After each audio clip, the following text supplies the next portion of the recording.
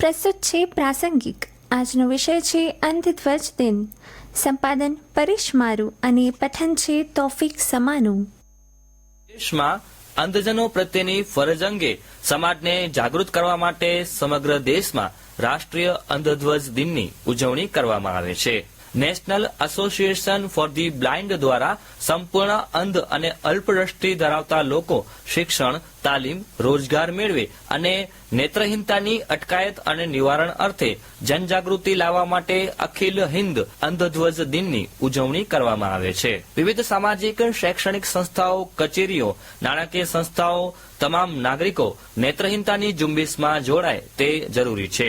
ભુજમાં અંધધ્વજ દિનની ઉજવણી national association for the blind Bhuj, Lions club of Bhuj અને કચ્છના સ્થાનિક અખબારના સંયુક્ત ઉપક્રમે આજે સવારે 8:30 વાગ્યે જ્યુબિલી સર્કલ ખાતે ઉજવણી કરાશે.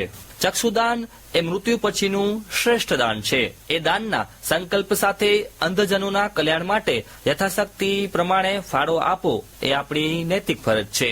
ઈસવીસન 1952ની 19મી જાન્યુઆરીએ મુંબઈ ખાતે રાષ્ટ્રીય અંધજન મંડળની સ્થાપના થઈ હતી. ગ્રામ્ય સ્તરના નેત્રહીનો કે જે સંપૂર્ણ અંધ કે અલ્પદ્રષ્ટિ ધરાવતા લોકો સુધી પહોંચવા માટે આ મંડળ ભારતના વિવિધ રાજ્યોમાં રાજ્ય શાખાઓ અને જિલ્લાઓમાં જિલ્લા એકમો ધરાવે છે.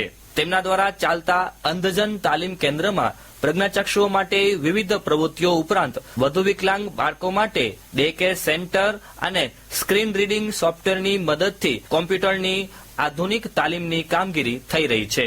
આ ઉપરાંત કાથીકામ, પ્લાસ્ટિકના વાયરોની ખુરશી અને બાસ્કેટ ગૂંથણી, હાથ વણાટ, બુક બાઇન્ડિંગના કામની તાલીમ પણ ઉપલબ્ધ છે, જે દ્વારા નેત્રવિહીન વ્યક્તિઓ આત્મનિર્ભર બની સ્વમાનથી જિંદગી જીવી શકે તેવા પ્રયત્નો કરવામાં આવે છે, જે ખરેખર પ્રશંસનીય છે.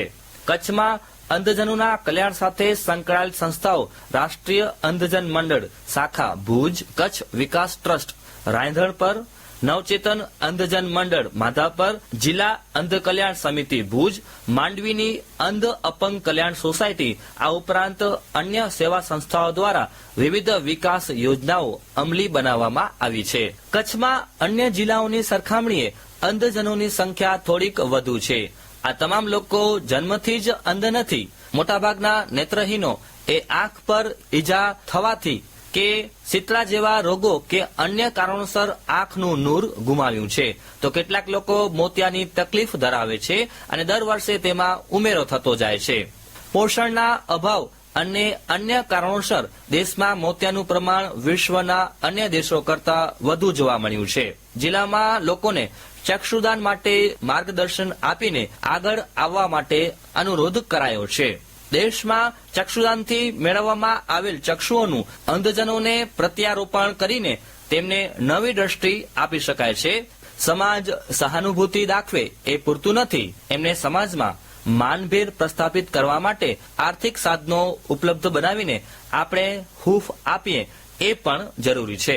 જેમના જીવનમાંથી આંખોની રોશની છીનવાઈ ગઈ છે એવા લોકોનો જીવનમાં આશાનો દીપક પ્રગટાવવા થઈ રહેલા પુરુષાર્થમાં આપણે યથાયોગ્ય તન, મન અને જિલ્લામાં અંધધ્વજ દિન નિમિત્તે ખાસ ધ્વજને એક એક અંધજનના રૂપમાં સ્વીકારીને ઉદાર હાથે ફાળો આપવાનો સંકલ્પ કરીશું તો નેત્રહીનોના કલ્યાણ માટે મહત્વનું કાર્ય થયું ગણાશે. હમણાં જ આ પ્રાસંગિક સાંભળી રહ્યા હતા. સંપાદન કર્યું હતું પરેશ મારુએ અને પઠન હતું તોફિક સમાનું.